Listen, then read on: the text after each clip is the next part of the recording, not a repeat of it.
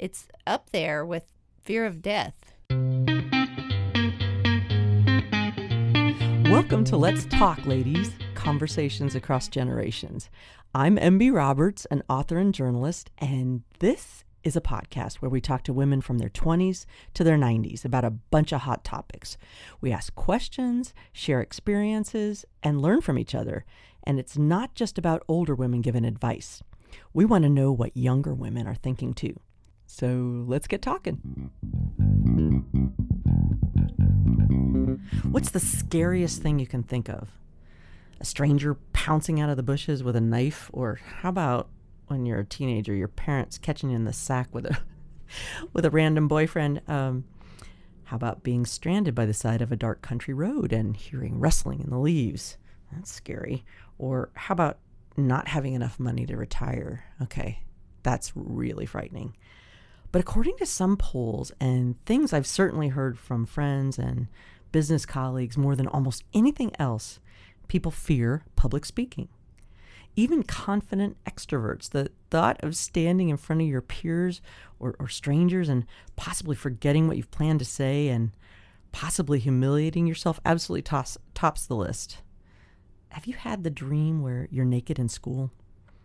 I had a dream last week where I was due to make a speech and I wasn't ready. And I can still see all the people streaming out of the auditorium. It was absolutely horrible. I couldn't wait to wake up. So I'm wondering if high school girls or women in their 20s and 30s are scared of public speaking. I think I know the answer. Take a listen to my friend Honor, who's in her 20s. Hey, my name is Honor, and I am 29 years old. And I find the idea of public speaking to actually be quite frightening. I find the idea of it makes me feel, I start to maybe really focus on what I'm insecure with or having imposter syndrome maybe on what I'm speaking about. Do you have any recommendations on how to manage those insecurities and boost my confidence? Okay, so we're going to talk about that. And what about private speaking? Okay, I just made up a word. We all know younger women, younger people who would rather text than make a call, right? That's an absolute. I startled my younger friends and nephews and niece when I call. They always think it's an emergency. Why are you calling? Who died? So I'm wondering, how have our phones and working remotely impacted how we communicate? How do you talk to just one person, especially in person? We have someone to ask. Stephanie Richardson is a Nashville-based public speaking and executive coach. She's a keynote speaker, an author, and a retired licensed professional counselor. I'm excited to talk to her about, how you talk to other people, whether it's one person or a room full of people you imagine sitting in their underwear. She's going to tell us all about it. Here's Stephanie. Welcome, Stephanie. So glad to have you here.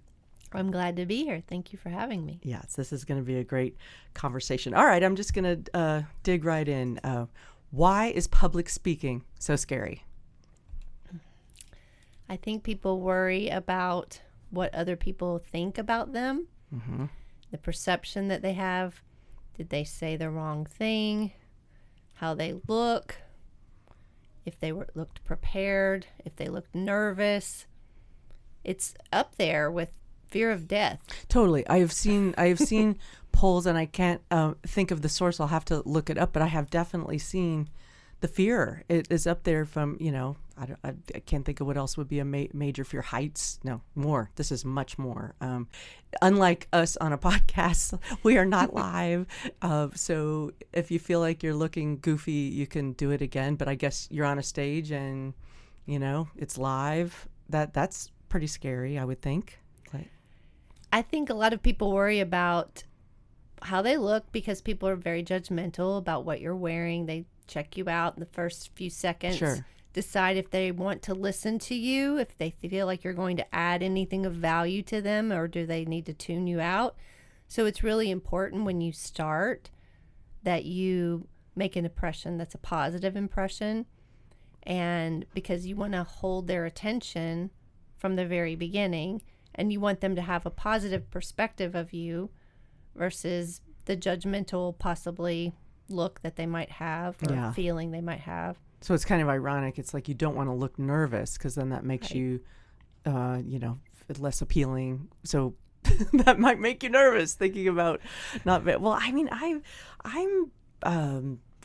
think I am scared. I worked for a big tech company for years, and often I did not know what I was talking about. So I would be scared if I thought, I don't know, the stakes were high. They were actually also if the tech worked. We're all better at that now, but at first we were doing Zoom way before anyone heard of it. Yeah. And I would get nervous, are we going to be able to patch everybody in? Are the mics going to work? I would get real uptight about that. That a thing? Like the tech stuff? The tech stuff is a real fear. Yes. I think a lot of people worry about that as speakers when they get to the site. And what I have learned is to make those tech people my friends. Yeah. Oh God, you got to have a person or people you can really count on. And just go I to get them. Flustered, like if it's not working and everybody's staring at you. Right. Ooh, that frightens me more than any of the speaking, I think. Well, I try to get there early so that way we can make sure everything's hooked up, everything's working. If there's a video that has to play, that it plays. Sound is good, everything's good.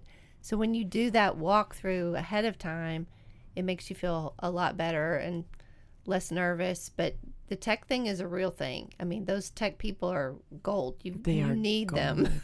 And I think it's gotten better. I think I was really scared at first because a lot of it was so new. And do you find that, like, let's say you have a big important, it's not a public speaking thing, but maybe an important Zoom meeting, and it seems like people will give grace. It's like right. I would find that I'd be on with a couple of leaders, and one of them, something's not working. I right away thought it was my fault. That's another episode. Women thinking it's their fault, but then they'd be, oh man, I'm muted. Whatever. Do you think people give more grace now or less grace because they're used to it? I think people give more grace now. Yeah. Because like if your husband walks in the background with his underwear, the dog. We hope that doesn't happen, but it can. It still can. It's still not, it's not new, but I have seen things like that happen, and they're hilarious when they do happen. But sometimes people don't think about that. Yeah. Well, I mean, you speak for a living. You teach training and leadership. Do you get nervous on the stage? I call it more excitement than nervous, and it depends on the audience and how prepared I feel. If I feel that I've prepared enough, and that's a lot of practice ahead of time. A lot of people think you just get up there and you just say whatever, for an hour, and that's all that you do. But it takes a lot of preparation on the front end. So if I have a lot of time to prepare and I feel good about it, then I'm not nervous. So I did a talk earlier this week and I wasn't nervous. Preparing is so important because that gives you that muscle memory of practicing over and over. So this is going to sound funny, but I'm going to tell you one of my little tricks that I did. Yeah. So I drive around in wherever I'm going, and wherever I'm doing my talk, whatever talk it is that week, I just practice it out loud while I'm driving. I don't think that's that weird. I think like at first, if people aren't used to public speaking or haven't had like even a job interview or any kind of a podcast interview or something, that at first you're like, well, I'm not gonna go talk it out loud in the car or on my walk. First of all, I'll look like a crazy person, but that's too stiff. It's like, but I disagree, don't you? It's like, go ahead. I mean, not memorize it. Don't put pressure on yourself to, especially a job interview, like not exactly memorize the answers, but just know what's coming, right? You mentioned the dog walking. I was actually walking my dogs the other day and practicing while I was walking, and I'm sure people probably thought I was a crazy person talking, or I was talking to my dogs. But, Yeah.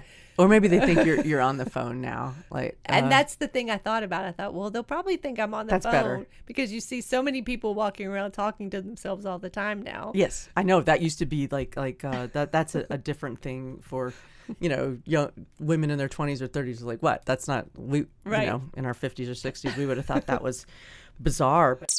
Pardon the interruption. We hope you're loving this episode, but we hope you'll just take a moment to follow, subscribe, and comment on the podcast wherever you're listening. And follow us on Instagram, Facebook, and LinkedIn. All of this really helps us. Thanks. Now back to the episode. Well, that brings us to, generational, talking about women in their 20s or 30s. I'm wondering if I just think of people in their 20s and 30s as more confident in some ways. Like, do you think they have the same fears of public speaking that we did or we do? They do. I think they're getting more preparation in college maybe than we did. I never took a public speaking course in college, and I'm not saying that they're taking a public speaking course, but for example, my daughter. And how old is she? She's 23. Mm-hmm. So she had to present a lot of projects and had a lot of practice doing that. So just recently she applied for a new job, and one of the things she had to do, she's in social media world, was design a project and submit it for the third interview. And so she went in to deliver that, and she told me she practiced for it for 4 hours the night before. That's great. And then went in and presented it. And I talked to her the next day after the interview, and I said, well, how did it go? She's like, oh, I nailed it. Oh, yes. And I loved her confidence. It made me laugh out loud when she said right. that. I was like, this is great. I know you might expect to go, I don't know, Mom, don't ask. But well, you said I think when we were chatting before that she's a theater kid. Like, is that right? Yes. Did that help some? I mean, certainly. Oh, absolutely. Just preparing and also getting critiques from people and not taking that to heart in a negative way, but looking at that as a way to improve yourself. That definitely prepared her to be able to speak in front of people. Oh, good for her. And she'll just get better and better. And well, people come to you for coaching, or when I was working at a big tech company, we did a presentation on presentation skills, and so people would need to get up and do their presentations, and we were looking at tips. I'm wondering what, I know you've got so many of them, like just for let's start with nerves. Okay, I'm really nervous. You've always heard the silly, like, imagine people in their underwear. Absolutely. And I'm looking in the studio, and there's a picture of Beavis and Butthead in their underwear. So I'm not nervous, but that's sort of apropos of nothing. But is that something you do? I've never done that. Is that something you do? No, I've never done that, to be honest with you. But I will share with you some things that have worked for myself, and also some things that I've coached my clients. Oh, cool. through. Like regarding nerves? Just for, because I think a lot of people have anxiety. And one of the things that I do is I get there early enough to walk through the audience and talk to people and connect with them. Because when speakers come in and they just come straight from the side to the stage and then they talk, there's this lack of connection with the audience. And so when you spend time, even just 10 minutes before you go to the stage, to really talk to people, just chat with them about whatever, just their say family. Hi, introduce yourself. Yeah. Thanks for being here. Tell me about you.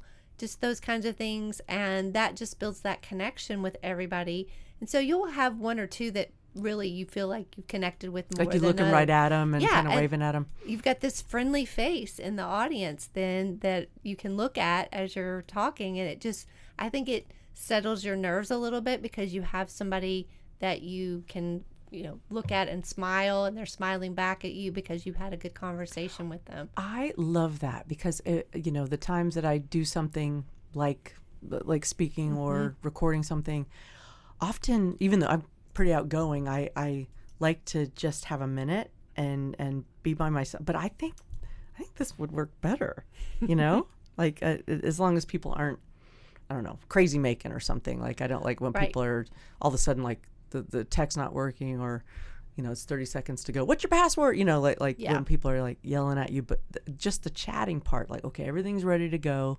Yeah. Let me take 5 or 10 minutes. I love that. Then you're looking right at someone. Mm-hmm. They're invested. They're smiling back. Yes. I like that. What else helps with getting started, or nerves, or both? One of the things that I recommended to one of my clients, because she had shaky hands when she would walk to the podium, and her hands would be shaking and the microphone would be can see shaking if that. she's holding it. And so I told her to not use the handheld microphone, to use the one in the podium, and just to gently put her hands on each side of the podium to ground her, not like a death grip or Right. anything, but just to ground her.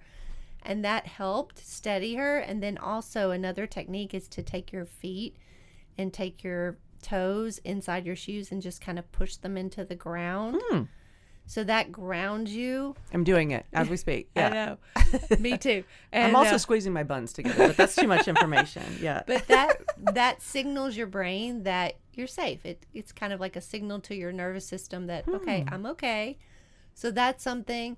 And just some other relaxing type things is you can roll your shoulders. You can kind of loosen up that way. You can pull your shoulders up to your ears and hold them for a few seconds and then release them with a deep breath, almost like you're blowing hot soup.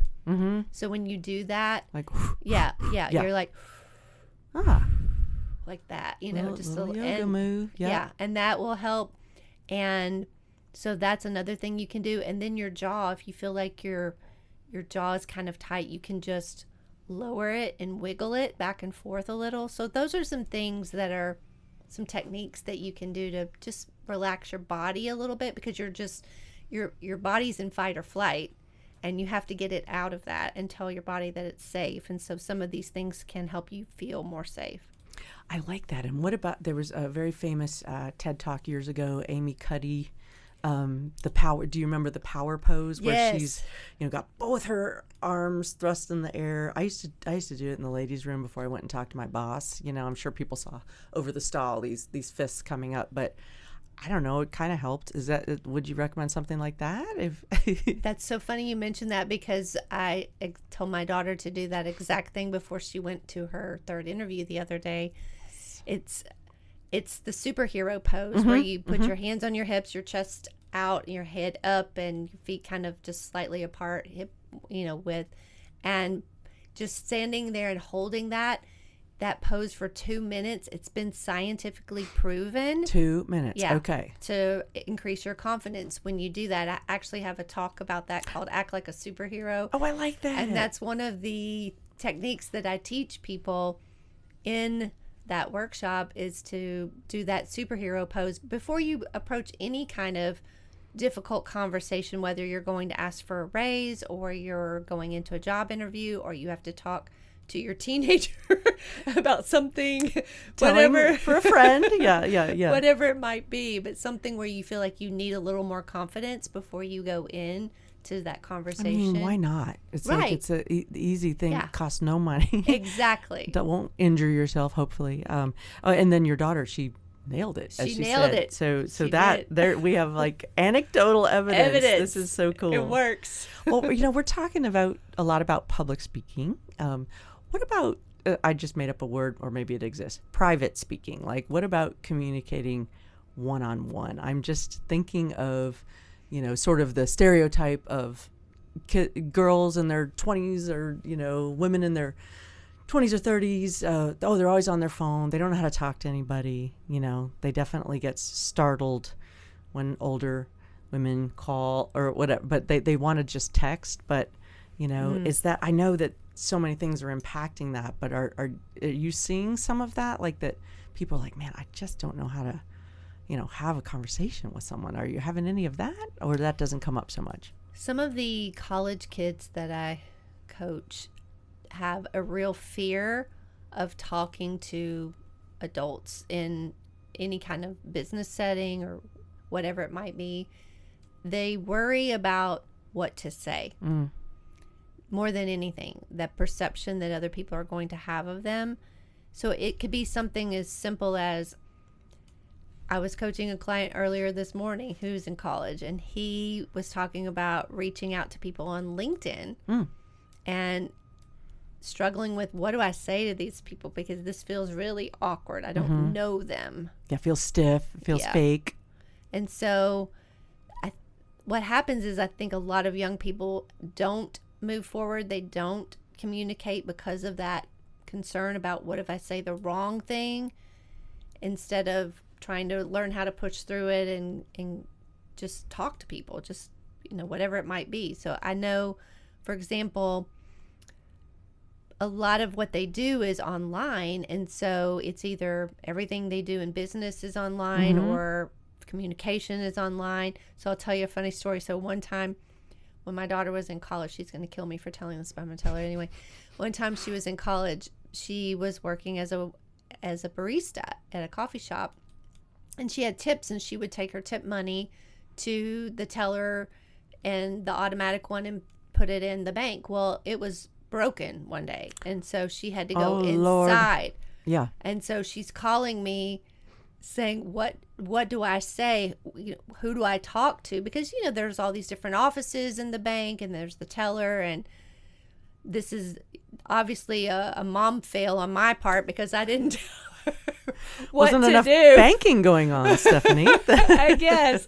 So she's calling me wondering, who does she talk to and what does she say? And so I'm talking to her on the phone, and I realized that it's not just her, though. There's so many other students that have coached, or young professionals that I've coached, that they think the same thing. They worry about, what do I say? I don't know what to say when I call this doctor, and I've got to make this appointment. That's what it is. It's not even face to face, which is a whole other thing. But I found, a lot of younger people that I worked with very, very reluctant to make a phone call. Yes. And I get that takes longer. Sometimes it can be a chore. But yeah, just to pick it up and say, hi, I'm such and such, and this is what I'm looking to do. It just takes practice, and they don't have it as much as we did. Or I'll speak for myself. I'm older than you. Well, they don't. And that's a fail on our part, I feel like, of not teaching them maybe how to do those things and feel confident about it. But sometimes you don't think about it because you've done it for so long. You don't realize that there might be a gap there in knowledge. Yeah. And I think that's it. I think it's and it's hard, parent can't do everything, or just, the world is so different. But like, I was visiting some friends this weekend, and they have a very introverted 17-year-old daughter.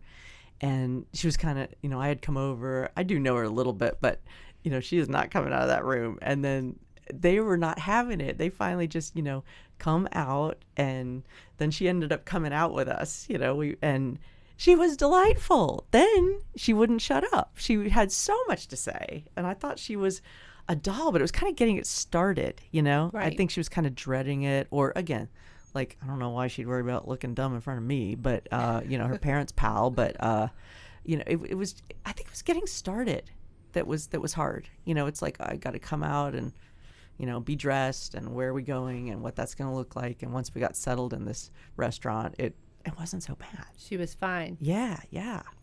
Just takes more practice doing those kinds of things and putting yourself in those situations and telling yourself, I can do hard things, right? Yeah. I just have seen, my stepdaughter was a really talented artist, and I would say, oh, let's go take your stuff to the store. No, right. I think it was, I guess maybe fear of rejection, or just how is that going to go? I mean, maybe it helps to talk it through, to sort of, all right, let's, we're not going to, nobody wants to go cold call a store or something. Right. Like, that is scary. And then they're going to tell you to go away. That's awful. But, if you can just go in and say, hey, just who's the right person to talk to? I'll make an appointment. I'll come. There's sort of techniques, right? And like, you can practice. But I think it goes back to that fear of judgment again, that a lot of times that's what is going through people's heads, is, what is this person going to think about me? Yeah. If I go in and ask if I can put my art in here, or what's this person in the bank going to think about me if I ask this question, or what is this person at the front desk in the doctor's office going to think when I call, or whatever it might be. Which begs the question, why is that a women thing? Like, why do we care what the bank teller thinks of us if we act a little goofy. Or, I mean, I found it this morning. You know, I was checking out of the grocery, and I was just talking too much, and I confused the cashier, and then I said, too much information. I'm sorry. She goes, it's not too much information. I just need to know, you know, if you need a bag or not, you know, whatever. Like, but, you know, I guess I'm been around for 6 decades. I mean, you know, maybe it ends up being a funny. That wasn't that funny, but it ends up being a funny thing to talk about. It's just experience, huh? If you're, you know, a little nervous or like. I think so. Yeah. Do you role play with yeah, you know, your college students, like, okay, well, let's go to the bank. Let's, I mean, not, but let's be at the bank. Let's be at the, you know, if you want to find out who is the right person to talk to about a job. Like, do you do that? I have done that, yes. And I've done that with my daughter growing up, too, because I was in sales. And sometimes she would go with me I was in direct sales. And so she would go with me sometimes in the evening because I was a single mom. And so I didn't have anybody to watch her. So I would say, they're going to ask you, where do you go to school? Let's practice, yeah. What grade are you in? What kinds of things do you like to do for fun? And so let's practice this. And I think that's probably why she's a little more savvy, because we did do some of that role playing. That's cool. That's cool. Because does it come down to confidence, whether you're on the stage or you're one-on-one? I think it does come down to confidence. You know yourself, and you're confident enough to be able to answer whatever somebody asks you, or feel, you don't worry as much about what other people think. And I don't know about you, but when I was in my 20s, I worried way more about what other people think yes. than I do now. So I think, we're talking about generational differences. You somewhat outgrow that. And I was talking to a friend of mine the other day, and we were talking about our 80 and 90-year-old mothers, and just how they have no filter, and they just say whatever. And they give 0 Fs, you know. It's kind of incredible. So we're all moving toward that. That no filter zone. Okay. So there's a happy medium while we're all still functioning in the world. Have you learned anything from younger women? Like, as something that surprised you maybe?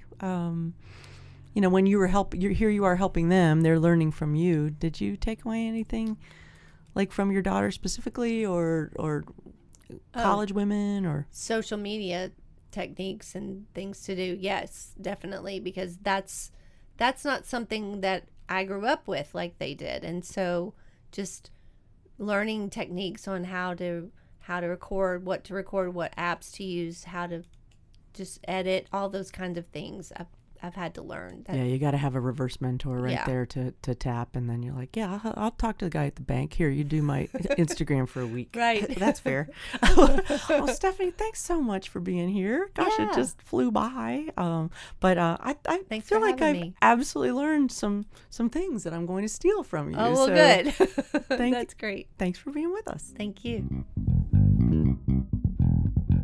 And that's a wrap for this episode of Let's Talk, Ladies, Conversations Across Generations. We'd love to hear from you. If you like this episode, please subscribe to the show on Apple, Spotify, or YouTube. And you can comment on the episode on any of these platforms. We love the feedback, and it also really helps us with sponsors. So leave those comments. We so appreciate it. And follow us on Instagram and Facebook. You can also send us an email at ltlconversations@gmail.com. Or leave us a voicemail at 629-888-3542. See you next time on LTL.